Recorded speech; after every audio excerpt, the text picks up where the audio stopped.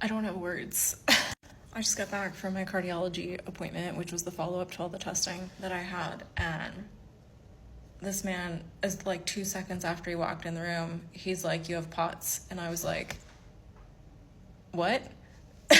Like, I need you to run that back, sir. Everyone has not taken me seriously for decades, and you 2 seconds into this conversation are like, "Here's a diagnosis for you, have it." He's like, "Yeah, you have POTS. You need to up your salt intake, and you need to up your fluid intake, and are you exercising?" And I was like, no. He's like, "Well, you want to do that, but you need to do it really slowly so that you don't make it worse." He started asking me more about symptoms as well. And he's like, "Your heart rate's kind of concerning, like right now in the office. And we just did another EKG on you while you were waiting, and it wasn't quite normal.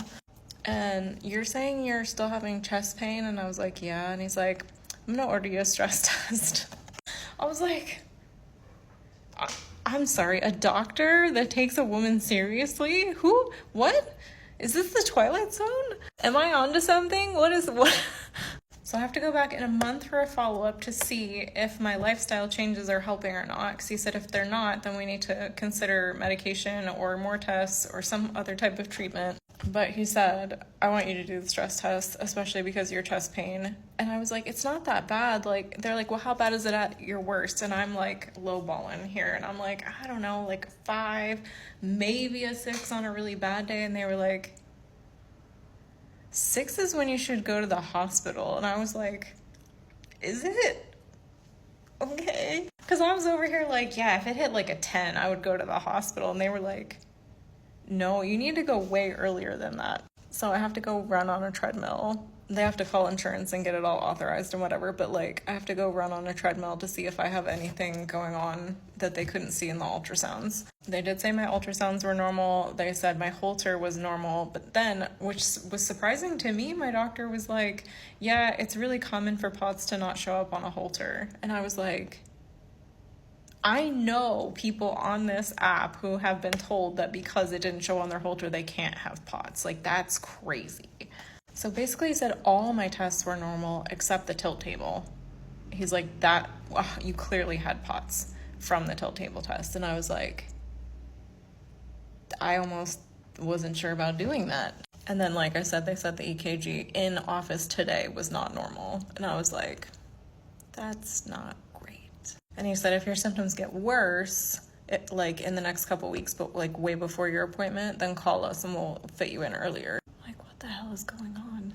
Also, they were asking about my blood pressure because they're like, "Oh, your blood pressure is pretty good. It's 122/82. And I was like, "Oh, that's high for me." And she goes, the physician's assistant goes, "What do you mean that's high for you?" And I was like, "Well, when I take it at home, it's like 90/70, sometimes as low as like 90/60. And she's like,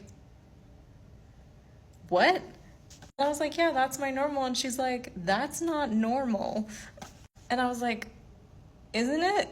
And she said, "No, that's really low, like concerningly low." And she's like, "Your heart rate's kind of high right now. Like when we had you lay down for the EKG, you went down to 102. And I was like, "That's not that high for me." And they were like, and I said, "Well, also like it's not that low for me." Because like I said, even just sitting in the office in the waiting room, my heart rate went from like 140 to 68 to like 115. And she was like, "Excuse me?" I said, "Yeah, that's not that low though. Like at home when I sit on the couch, it drops to like 40 beats a minute." And she was like, "Huh?" I'm so used to being gaslit by doctors, you guys. So anyway, now I think I might need to actually push to see a new rheumatologist and get a connective tissue diagnosis and maybe redo labs so that I can compare them to old labs. I don't know. We'll see. I also still want to see an allergist and immunologist, whichever, to see if I might have MCAS and potentially alpha-gal syndrome, which, if you don't know, is a tick-borne disease. But he did say that the POTS could be a big part of why I'm so tired. So anyway, it's nice to have good news for a change.